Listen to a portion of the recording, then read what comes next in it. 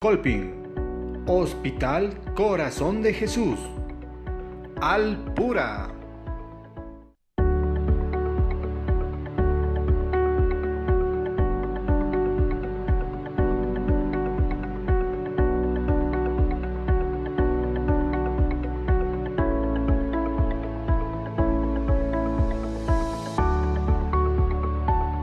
Presentamos Doctor TV.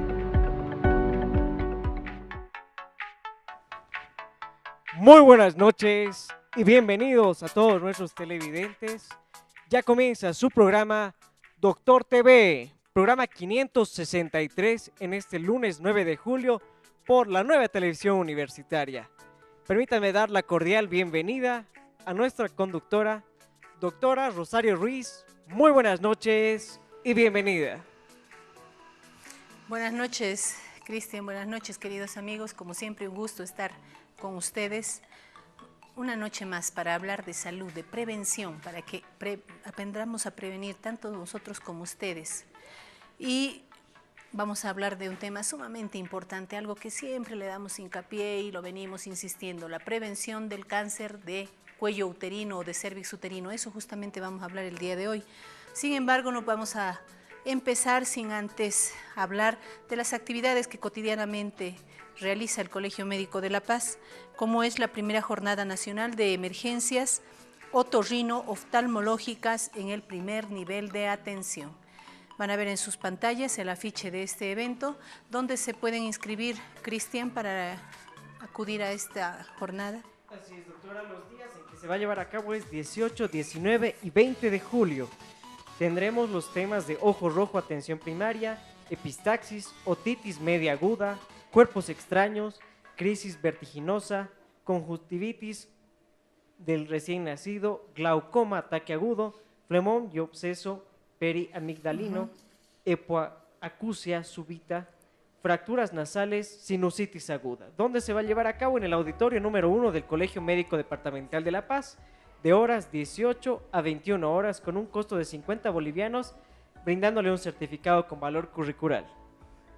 Bueno, entonces les recordamos, ahí tienen en sus pantallas, el 18, 19 y 20 de julio se va a desarrollar en el auditorio del Colegio Médico de La Paz, que se encuentra ahí en la Vallivian, muy cerquita de la Plaza Murillo, de 6 de la tarde a 9 de la noche. Así que están cordialmente invitados todos aquellos que tengan interés en actualizarse en temas de primer nivel, tanto en otorrinolaringología como en oftalmología. Y bueno, hay que mencionar las redes, Cristian, porque no siempre nuestros televidentes pueden ver el programa y pueden acudir a las redes para poder ver algún programa que no hayan visto o el cual les haya generado interés y pueden volver a verlo. Así es, doctora, invitando siempre a nuestros televidentes a que se hagan partícipe del programa. Pueden seguirnos a través de YouTube en Doctor TV La Paz. De esta manera ustedes podrán ver los programas anteriores que se suben a esta red social. De igual manera en Doctor TV La Paz pueden seguir las transmisiones en vivo que se están haciendo al momento. Muy bien, gracias, Cristian. Bueno, les había anticipado, tenemos la visita del doctor Gonzalo Aramayo, presidente de la Sociedad Paceña de Ginecobstetricia, médico ginecobstetra de la Guardia de la Caja Nacional de Salud.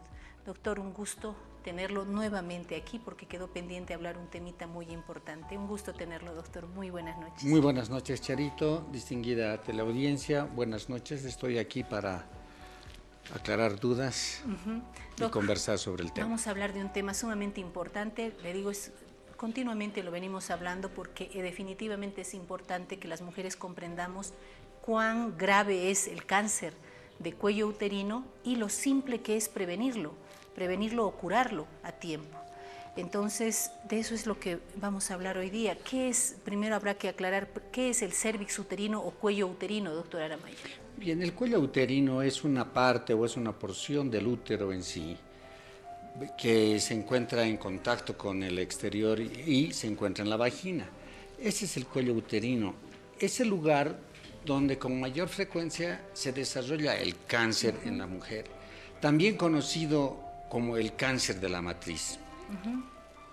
Te puedo contar que entre 4 a 5 mujeres por día fallecen por contraer esta enfermedad acá en Bolivia. Y hoy por hoy es una enfermedad prevenible y es, si la detectamos a tiempo, pues curable. ¿Cómo podemos prevenir el cáncer cervicouterino? A través de la vacuna contra el HPV, ¿de acuerdo? Contra el papilomavirus. Contra el papilomavirus, que es el causante de esta enfermedad. Doctor, antes de hablar de la prevención, ¿hay algún modo de detectar, además de precozmente, de prevenir antes de que se produzca esta enfermedad y saber si yo soy susceptible a tener o no esta enfermedad? ¿Hay factores que me predisponen a tener el cáncer de cervix? Hay factores que te predisponen o que predisponen a contraer el cáncer de cervix. Podríamos empezar manifestando que la causa número 1, ya determinada en un 90% de los casos, es la presencia del papilomavirus.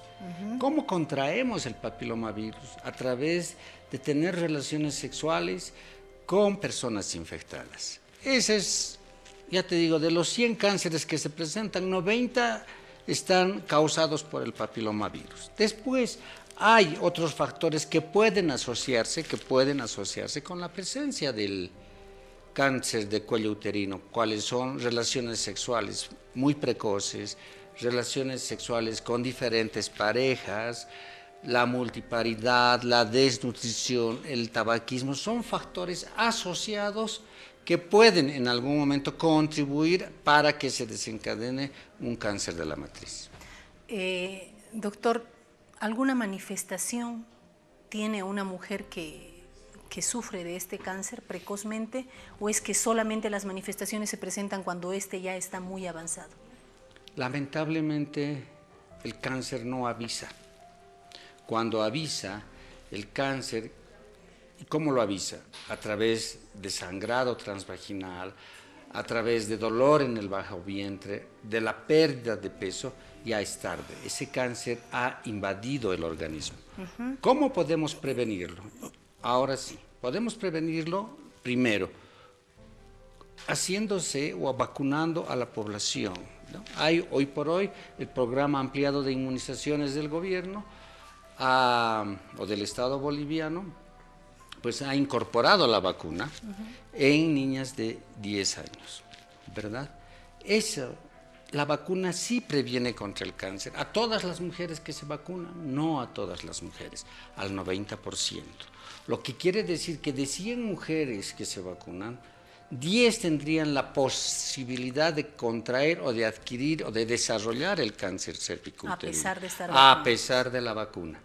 Es por eso que la segunda medida es que toda mujer que inicia vida sexual activa debe realizarse un Papa Nicolau cada año. Respecto a la vacuna se debe aplicar entre 9 y 11 años, ¿no es cierto, doctor?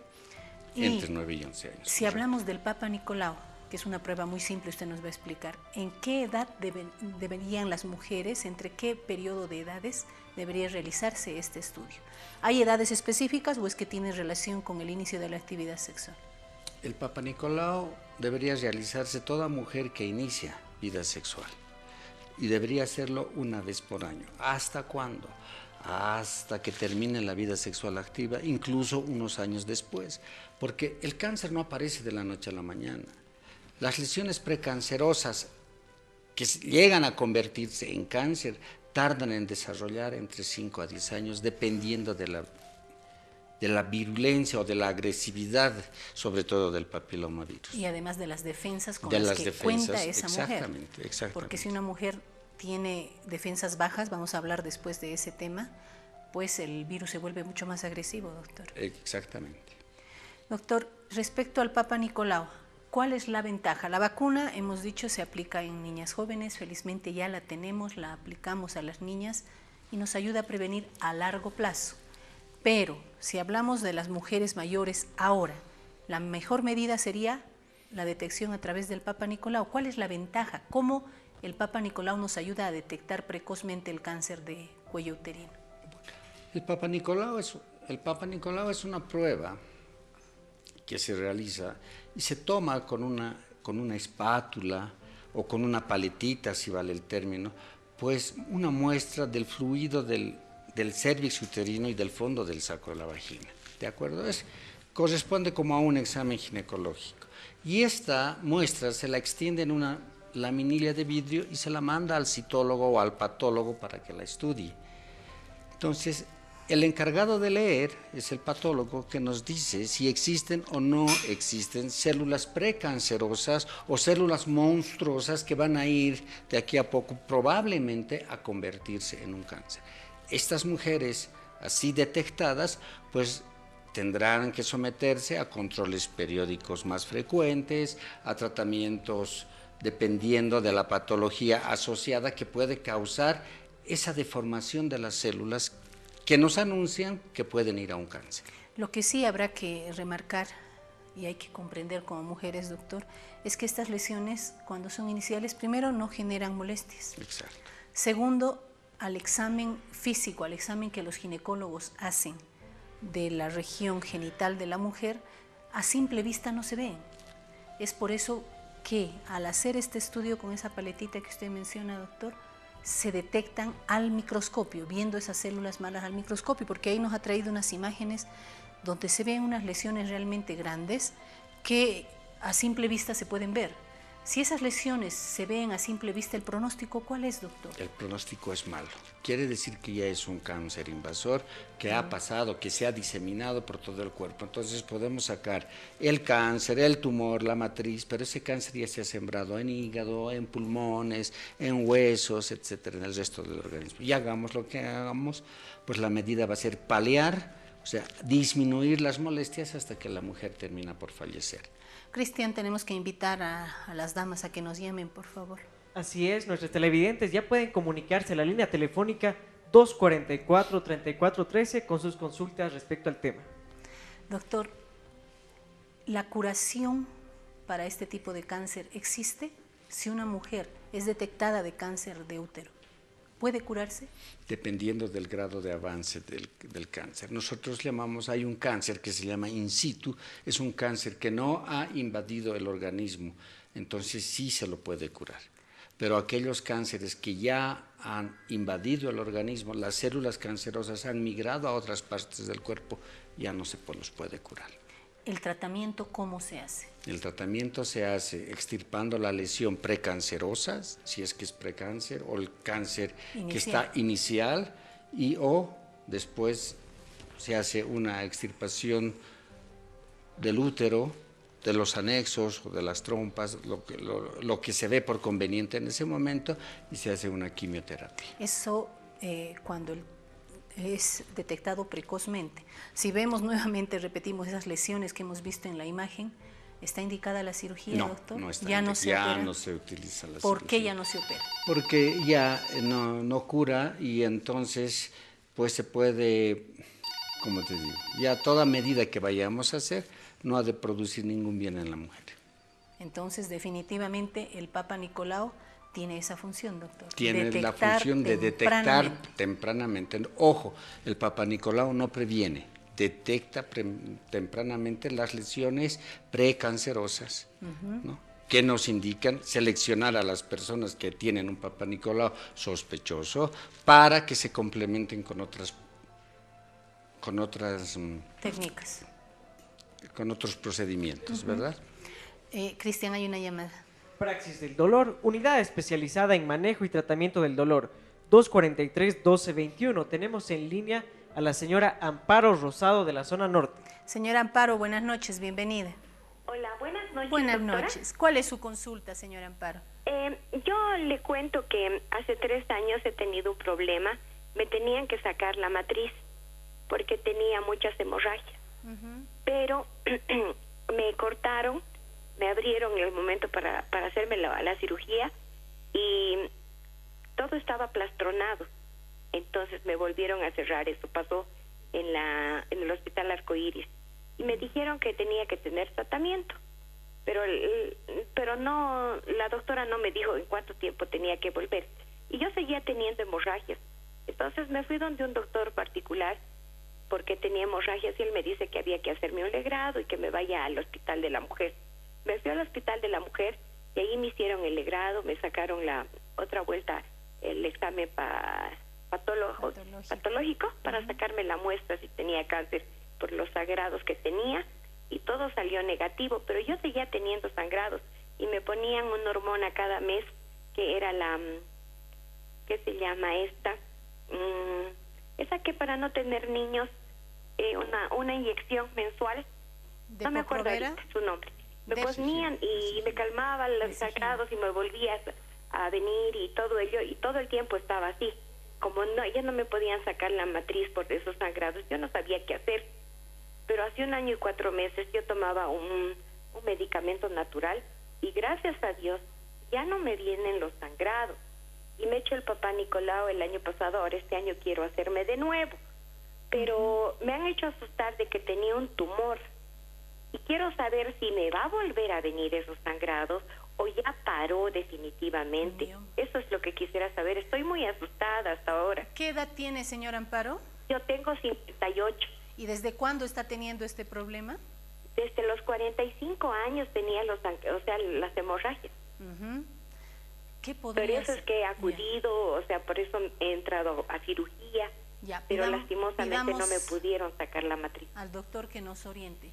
¿Qué podría ser, doctor Arama? Habiendo descartado que ese sangrado no sea producido por un cáncer, entonces lo más probable es que haya sido un sangrado que nosotros llamamos disfuncional, que está alrededor de la menopausia. Una característica de los sangrados perimenopáusicos es precisamente eso, que suelen ser sangrados abundantes, a veces sangrados profusos, muchas veces, cuyo tratamiento es primero hacer un legrado hemostático para parar el sangrado, una limpieza de la cavidad del útero para parar el sangrado, y después se desarrolla y se hace un tratamiento hormonal. Probablemente ya no sangra más porque de repente sí ya ha entrado en la menopausia. De todos modos, señora Amparo, yo creo que está en el camino correcto. Es muy bueno que siga su chequeo. Tiene que seguir acudiendo al Hospital General, al Hospital de la Mujer, que es uno de los mejores hospitales respecto a estos problemas. Y si tiene seguro, pues con nosotros, doctor. En la Caja Nacional, con gusto lo vamos a recibir. Y bueno, doctor, si seguimos hablando de prevención, ¿a qué más nos podemos referir? Hemos hablado de la vacuna, hemos hablado de los controles con Papa Nicolau para hacer la detección precoz. ¿Hay alguna cosa más que nos falte mencionar? Después de realizar un Papa Nicolau, se puede hacer una colposcopía para determinar exactamente, y a través de la colposcopía también hacer una biopsia dirigida para tomar una muestra del área específica aparentemente lesionada o precancerosa, para que a través de una biopsia se pueda determinar si es o no es un cáncer. Y de acuerdo al resultado, pues se tomarán las medidas que corresponden. Bueno, doctor, hemos hablado, la vacuna felizmente la tenemos ya en el programa ampliado de inmunizaciones, no cuesta. No cuesta. No cuesta el acceder a esta vacuna. Lo que sí, hay que perder el miedo y acudir y solicitarla, eso sí, definitivamente. Respecto al Papa Nicolau, ¿tiene algún costo, doctor? ¿Y dónde podemos acudir las mujeres para realizarlo? El Papa Nicolau en los servicios públicos de salud no tienen costo alguno. Es más, tienen las mujeres, de acuerdo a ley, un día libre para que puedan acudir a realizarse una toma de muestra de Papa Nicolau y un chequeo de mamas para prevenir también y detectar el cáncer de mama. O sea, definitivamente no tenemos excusa para no hacerlo, doctor. Definitivamente no tienen excusa para no hacerlo. Porque lamentablemente seguimos viendo en nuestros hospitales gran cantidad de muertes en mujeres jóvenes por cáncer de cérvix primero y por cáncer de mama segundo. Exactamente. Entonces no tenemos excusa, doctor, tenemos que hacerlo. Duele el procedimiento porque yo creo que por eso quizás las mujeres no estén acudiendo a hacerse un Papa Nicolau, porque todavía muy pocas mujeres lo hacen. No sé, quizás sea el temor, doctor, el temor al procedimiento o al examen ginecológico. Muy buena la pregunta, pero se ha visto que por estudios realizados que no es el temor al procedimiento, es el temor al resultado. Lo que les aterra y nos aterra a todos los seres humanos es que nos hagan un examen y que nos puedan diagnosticar que tenemos cáncer. Entonces, es la razón fundamental o una de las razones principales por las cuales las mujeres no acuden a hacerse oportunamente sus chequeos periódicos. Bueno, definitivamente, miren lo que vemos ahí en la imagen, eso es lo que no queremos, detectar cánceres o detectar un cuello uterino en esa fase, así con esas lesiones. Definitivamente yo creo que tiene miedo al resultado, doctor, pero sí, uno lo detecta tempranamente, el susto pasa. ¿Por qué? Porque se lo trata adecuadamente, tempranamente y la mujer no muere. Eso es lo importante y ese es el mensaje de hoy, doctor. Yo quiero agradecerle mucho su visita. A ti por la invitación. Habernos explicado el tema, habernos explicado que el procedimiento no duele, el procedimiento no cuesta. Entonces no tenemos excusa. Definitivamente, queridas damas, tenemos que acudir al médico, hacernos un Papa Nicolau cada año a partir de iniciadas las relaciones sexuales. Es decir, que ahora no tenemos una edad exacta. Si uno inicia las relaciones sexuales a los 12, 13, 14 años, a partir de entonces cada año debe hacerse el Papa Nicolau para detectarlo tempranamente. Doctor, muy buenas noches y muchísimas gracias nuevamente. A ti. Y después de este pequeño corte vamos a hablar de otro tema importante, la inmunodeficiencia. Viene un excelente doctor a explicarnos qué es este tema que usualmente lo oímos pero no lo comprendemos. Después de un corte.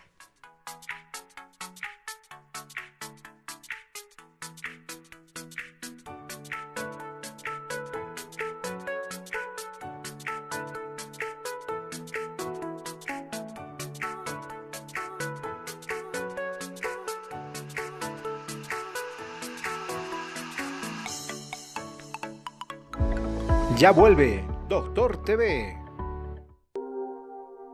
Clínica Alemana, salud para todos. Atención en las especialidades de reproducción asistida, tomografía helicoidal, fluorotomografía en tiempo real, hemodinamia, pediatría, maternidad, terapia intensiva y neonatal, cuidados intermedios, cirugía, cardiología y servicio de emergencia a las 24 horas.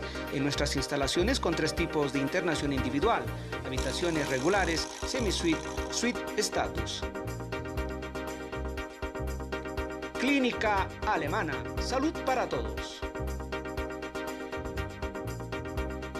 Avenida 6 de agosto, 2821, San Jorge. Clínica de Especialidades Adolfo Colvi. Contamos con los servicios de unidad de terapia intensiva, medicina general, cirugía general y laparoscópica, pediatría, ginecología y obstetricia, cardiología, otorrinolaringología, traumatología y ortopedia, odontología integral y demás especialidades, ecografía, rayos X, farmacia y laboratorio las 24 horas. Dirección, calle Constantino de Medina, número 250, zona Vía Dolores, El Alto. Continuamos con Doctor TV.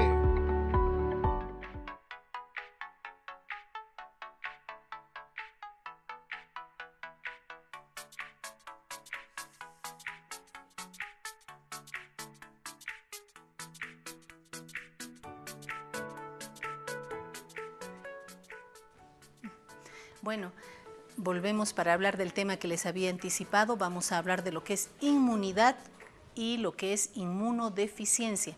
Para ello tengo el placer de contar con la presencia del doctor Mauricio Arraya, aquí a mi derecha, médico inmunólogo del Hospital del Norte. Bienvenido, doctor. Buenas noches. Muchas gracias por la invitación, doctor. Vamos a hablar vamos a hablar de un tema que es bastante complejo. Espero que nos lo pueda explicar de un modo sencillo, de la inmunodeficiencia.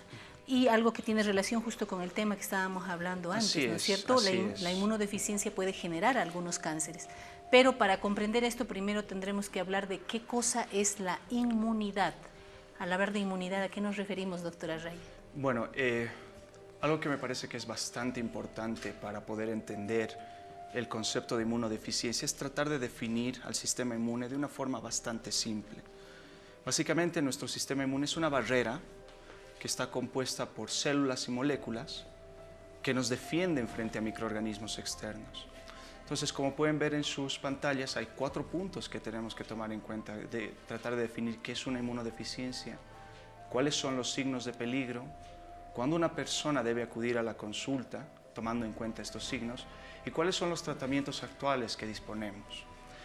La inmunodeficiencia, en todo caso, se puede definir como un trastorno, bueno, es un grupo de enfermedades, es un trastorno muy amplio, muy grande.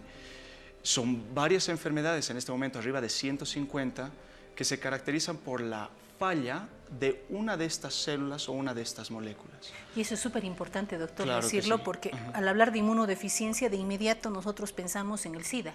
Exacto. Y resulta que no es solamente esa la causa de Es que es inmunodeficiencia. bastante interesante el tema que está tomando en cuenta. El SIDA, sí, la infección por el virus de la inmunodeficiencia, es una inmunodeficiencia equiparable a las inmunodeficiencias primarias.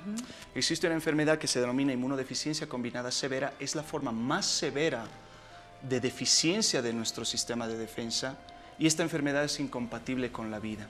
Como pueden ver en las pantallas, tenemos dos tipos de inmunodeficiencias. Una primaria, que se caracteriza por la alteración de un gen específico, que genera la alteración de una célula o la molécula que esa célula produce.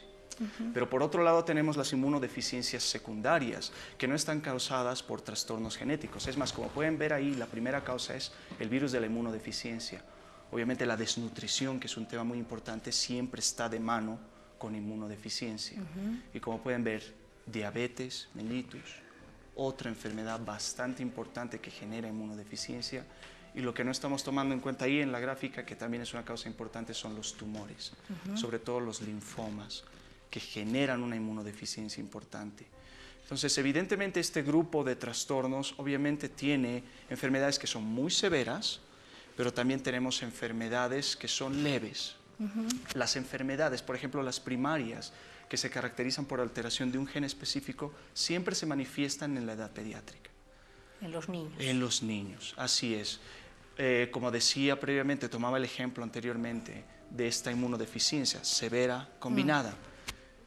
Un niño, si no recibe un tratamiento adecuado, pasado su año de edad, fallece, ¿no?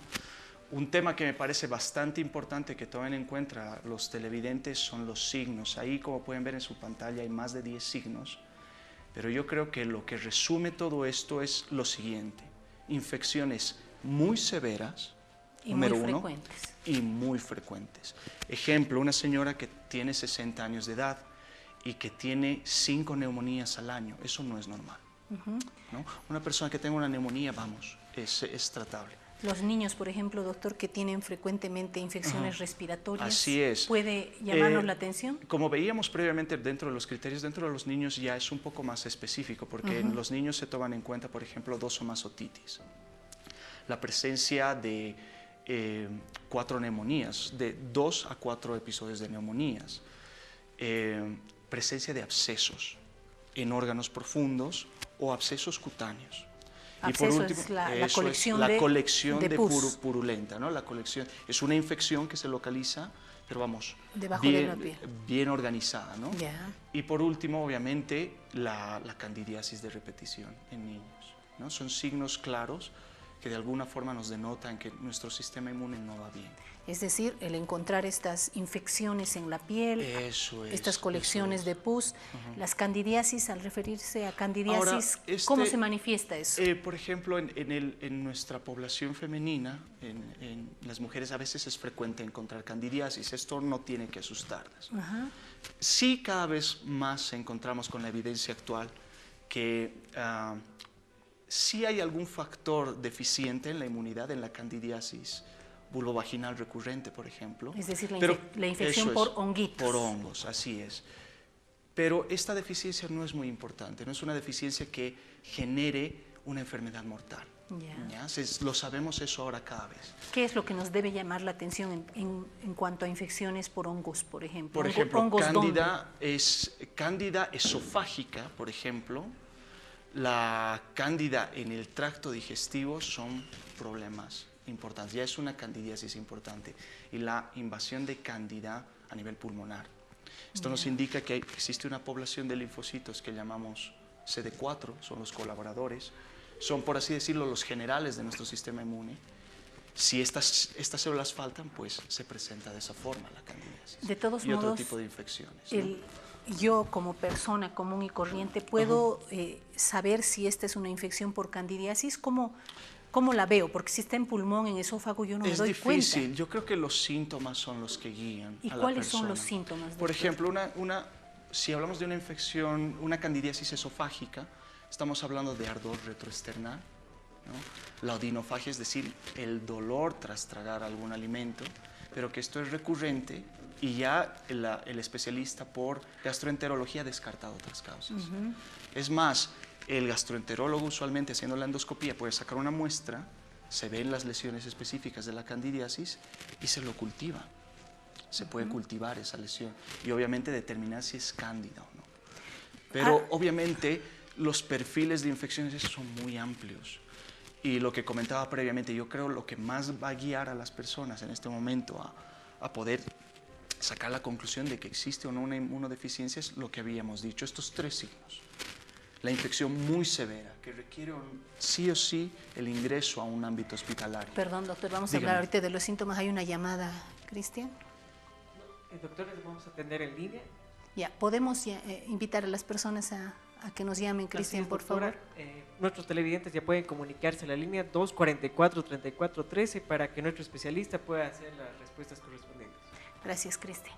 Doctor, si hablamos de las manifestaciones que nos pueden llamar la atención como personas respecto a nuestros familiares, ¿cómo nos damos cuenta que esta persona puede tener inmunodeficiencia o defensas bajas? Ejemplos concretos, por ejemplo, si hablamos de una mamá que le preocupan las infecciones de su hijo, serían lo que decía, infecciones recurrentes, 2 otitis, 4 episodios de bronquitis. Otitis son al las año. infecciones de los oídos. ¿no? 2 o más episodios de otitis, de infecciones de los oídos al año. Ya. 2 o más faringitis muy fuertes que requieren antibiótico al año. 2 o más neumonías, que eso ya no es normal. O pulmonías, O que se conocen como ¿no? pulmonías. La infección del parénquima pulmonar, de los pulmoncitos.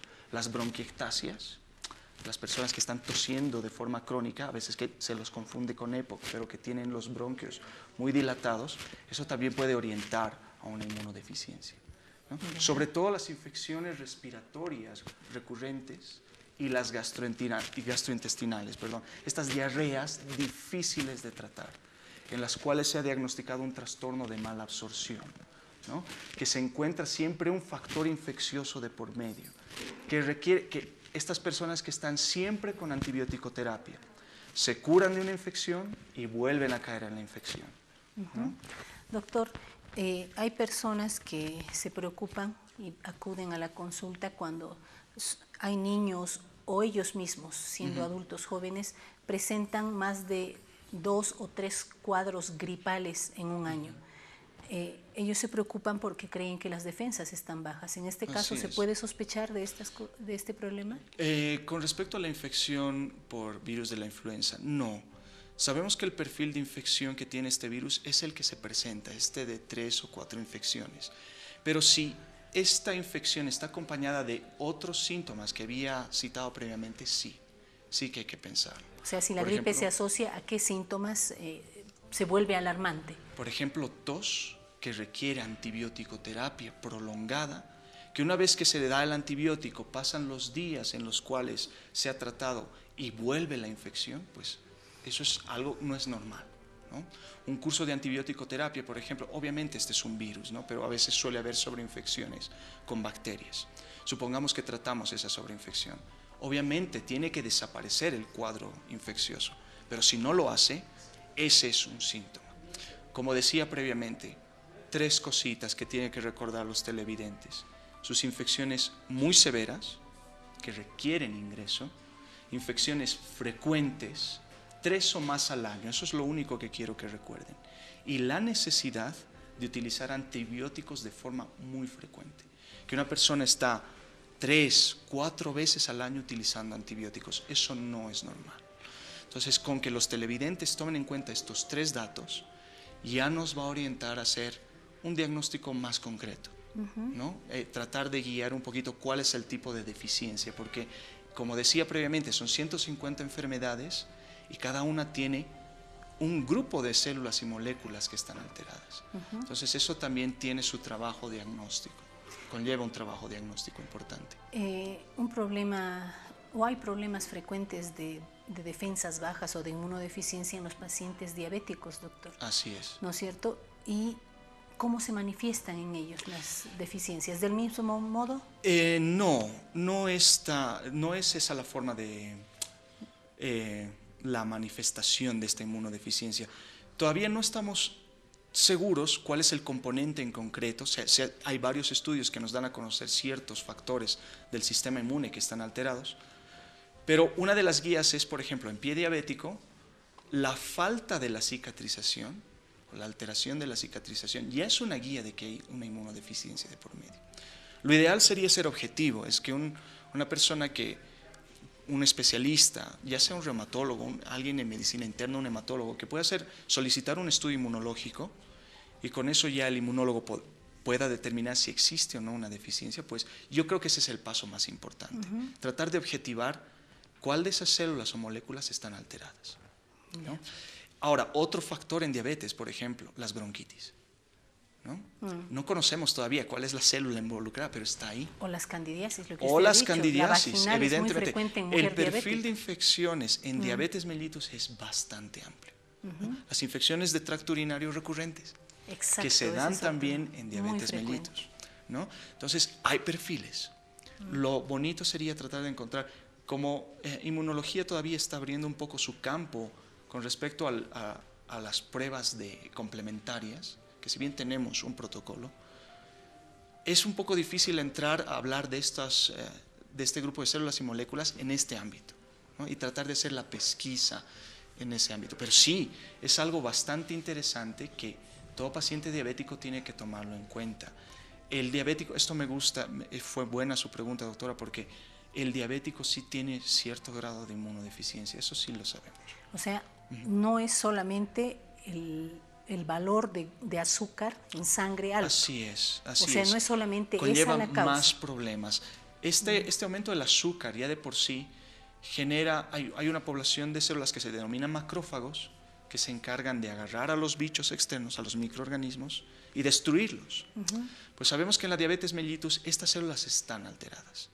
Su función de destrucción no es la misma, por este problema del aumento de azúcar. Entonces sí que hay problemas. Es más, insuficiencia renal, por ejemplo, el mundo de la insuficiencia renal tiene su inmunodeficiencia, está presente. Podríamos hablar, esta parte de la inmunología se denomina inmunología sistémica y trata de encontrar las alteraciones inmunológicas por patologías. La insuficiencia cardíaca también la tiene. El EPOC, la enfermedad pulmonar obstructiva crónica, tiene su alteración inmunológica. Entonces no es solo el ámbito que habíamos discutido de la alteración genética que genera una enfermedad primaria, también cualquier tipo de enfermedad de alguna forma afecta al sistema inmune y hace que falle de alguna forma. Lo ideal es ser objetivos. Otro problema muy frecuente, doctor, muy frecuente y que quizás no está siendo bien valorado, y eso es para también llamar la atención no solo a nuestros pacientes, bueno, a las personas que nos escuchan, sino también a los médicos de primer nivel. Las infecciones urinarias. Las infecciones urinarias recurrentes y recidivantes también son secundarias a alteraciones inmunológicas, doctor, o a tratamientos antibióticos inadecuados. Yo creo que es una combinación de ambos. Es una combinación tanto de el cambio de la flora localizada, porque es parte de nuestro sistema inmune, aunque no lo crees, la flora bacteriana que tenemos, que poseemos. Pero también hay perfiles interesantes en infecciones urinarias que se deben a deficiencias del complemento. El complemento es una proteína que también se encarga de destruir bacterias. Si hay cierta disminución de estas proteínas, pues la defensa no es la misma y las infecciones suelen ser recurrentes y severas. Otro grupo de células que había citado previamente es el sistema mononuclear fagocítico, el que aparentemente está alterado en las infecciones de tracto urinario recurrentes. Sí que lo hay. La idea es tratar de hacer perfiles, porque no es lo mismo una infección de tracto urinaria por una E. coli normal, que se repite 2 o 3 veces al año, que una infección de tracto urinaria por una de estas E. coli bless, muy resistente, pero que se presenta 6 a 7 veces al año, o más de 8 veces. Como pueden ver, las diferencias son marcadas. Entonces, el segundo caso, por ejemplo, sí que merece un estudio, tratar de encontrar si existe o no una deficiencia clara. Muy bien. Hay una llamada ahora sí, Cristian. Ortosystem, apoyo científico para identificar y corregir las deficiencias articulares y musculares. 767-02002. Tenemos en línea al señor Luis Bertis de la ciudad del Alto. Señor Luis, buenas noches, bienvenido. Señor Luis. Adelante su consulta, buenas noches. Buenas noches, doctorita. ¿Cómo está, señor Luis? Un saludo al doctor también. Muchas gracias. Muy agradecido para preguntarle al doctor. Díganos. ¿Cuál es su consulta, señor Luis? Díganos. Al doctor. Digan. Quisiera decirle al doctorcito, por favor, que me diga. No se lo escucha. Tengo algunas infecciones de bronquitis. Después tengo el estómago también algunas infecciones. Pues no sé, estoy un buen tiempo en quererme curar así, pero no hallo la solución para nada. ¿Cuál es el tratamiento que debo llevarme? Porque tengo mucha tos y he bajado de peso. Tengo 43 kilos de peso, tenía 51. Eso es lo que quiero decirle al doctor. ¿Por qué es esta situación? Muchas gracias, doctorita, y muchas gracias al doctor. Señor Luis, esté atento. Bueno, el señor Luis siempre está llamándonos y consultándonos de un problema pulmonar que tiene. Doctor, usted trabaja en el Alto, ¿será que podría ayudarnos y hacerle un buen chequeo a don Luis de una vez y determinar qué es lo que está pasando? Miren, lo que él justo comenta y que parece interesante, lo que decíamos, infecciones respiratorias recurrentes. Y hay un dato, algún trastorno gastrointestinal, intestinal que nos comenta, pero que habría que filiarlo mejor, que sí también lo tiene. Evidentemente hay que hacer un estudio en él por la edad. Y ya hay otro factor importante que merece la atención, que es la pérdida de peso. Ojo. Entonces tenemos que tratar de determinar si tiene o no sus bronquiectasias, si estas bronquiectasias se asocian o no a alguna alteración del sistema inmune. Lo bueno es que nosotros ahora podemos hacer estudios de laboratorio complementarios que sí nos ayudan mucho. Un ejemplo son las poblaciones linfocitarias, es decir, tratar de determinar cuánto de linfocitos tenemos en sangre, si están en rangos normales. Y el otro es el estudio humoral, es decir, medir inmunoglobulinas, que yo creo que es el perfil al cual nos podemos aproximar con el señor Luis, que nos comentaba su caso. En él, por ejemplo, compete hacer evidentemente un estudio pulmonar, un estudio de función pulmonar, si es posible hacer una radiografía de tórax, una tomografía computarizada de tórax, pero ver su perfil humoral. Lo que él me comenta, por ejemplo, se asocia a un trastorno humoral concreto que se denomina deficiencia selectiva de inmunoglobulina A. La IgA es una inmunoglobulina que recubre los bronquios.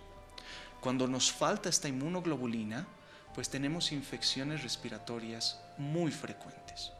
Y esta es una inmunodeficiencia primaria. Posiblemente lo tenga el señor Luis, posiblemente no. Entonces es siempre necesario hacer esa pesquisa, buscarlos. Quisiéramos que lo vea, doctor. Claro que sí. Como le digo, él nos llama, frecuentemente nos ha preguntado de su problema pulmonar. Hablando de diferentes temas, siempre toca el problema pulmonar. Entonces, no solo el señor Luis, si necesitan atención con usted, doctor, ¿dónde se acude? De momento, en este momento estoy haciendo un servicio obligatorio en el Hospital del Norte. Evidentemente ahí está abierta la consulta de inmunología. Ellos pueden pasar, obviamente averiguan por información cuáles son los pasos, pero vamos, la consulta está ahí para ¿Su teléfono, doctor, para poder ubicarlo? El número de móvil que les puedo aportar es el 706, si pueden apuntarlo los televidentes, 706-28580. Entonces, de esa forma, claro, las consultas están ahí. Es más, dentro de la inmunología este es un tema que a mí particularmente me apasiona bastante por la cantidad de cosas que ahora estamos encontrando, la cantidad de novedad que engloba. Y quizá lo principal, la principal pregunta hoy día, doctor, si se detectan estos problemas de inmunidad, de inmunodeficiencia, ¿tienen cura? Este es un problema bastante duro de tratarlo en mi especialidad. La gran mayoría de estas enfermedades no la tienen, porque es un trastorno genético. El único trastorno en el cual se ha tenido un abordaje genético, es decir, tratar de recomponer el gen que está alterado, es en la deficiencia selectiva de IgA. Pero por desgracia el resto no tienen una cura. El único tratamiento en los niños, por ejemplo, es el trasplante de progenitores hematopoyéticos o trasplante de médula ósea. Que ahora esa es la forma por la cual estamos tratando de renovar el sistema inmune. Pero como veían en una de las diapositivas que teníamos, por suerte mi especialidad tiene la capacidad de poder aportar inmunoglobulinas intravenosas, poder dar, por así decirlo, las armas que recubren a los microorganismos y hacen que estos desaparezcan. Entonces, ese es uno de los papeles del inmunólogo. Doctor, si no se pueden curar, ¿se pueden controlar estas enfermedades? Porque ahí estaría el objetivo de detectarlas también. Eso es. Sí se pueden controlar. Los síntomas son difíciles de erradicarlos porque el microambiente todavía es bien difícil de conocerlo. Es decir, la interacción entre el sistema inmune y los microorganismos es muy compleja. Sí se pueden controlar, evidentemente. Por eso es muy importante que estas enfermedades sean diagnosticadas con tiempo. Y como les decía, la única alternativa terapéutica de momento es el trasplante de médula ósea. Que también esperamos pronto tengamos eso es, en nuestro país. Ese es el punto, sí, porque, por ejemplo, los pequeñitos que nacen con deficiencias muy severas, su tiempo de sobrevida es menos de 1 año, por desgracia, la enfermedad se los lleva. Doctor, muchísimas gracias por estar nuevamente con nosotros el día de hoy. El mensaje definitivamente es que la inmunodeficiencia, es decir, la deficiencia de defensas, no es solamente secundaria al virus de inmunodeficiencia humana, al SIDA. Hay otras causas, 150 causas, ¿nos ha dicho? 150 enfermedades, que más pueden de 200 desencadenar genes. estos problemas. Y hay que detectarlos tempranamente para poder controlarlos y tratarlos, especialmente si son niños. Que el último mensaje, sobre todo en el contexto de SIDA, existe evidentemente todavía un contexto sociocultural muy fuerte, pero tienen que recordar que la infección por este virus es una inmunodeficiencia. Claro que sí. Doctor, muchísimas gracias. Queridos amigos, muy buenas noches. Cristian, ¿hay un mensaje que dar? Sí, queremos aprovechar, doctorita, en esta oportunidad para mandar una gran felicitación a la señorita Camila Natalia Larrea, hija de nuestro querido director Luis Larrea. Que Dios la bendiga, llene de bendiciones, mucho amor, mucha felicidad, mandando los mejores deseos por parte del equipo de Doctor TV. Estaremos hasta el miércoles con el programa, con más invitados, más información, y hasta el día miércoles. Claro que sí, un gusto haber estado con ustedes, doctor, muchas gracias, muy buenas noches a todos ustedes, nos vemos el día miércoles.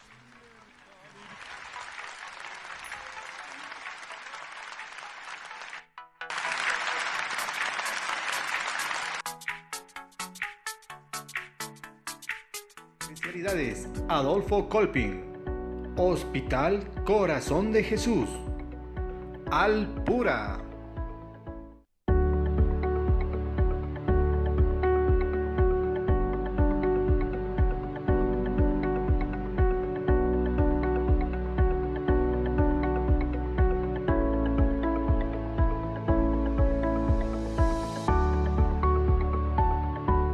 Hemos presentado Doctor TV.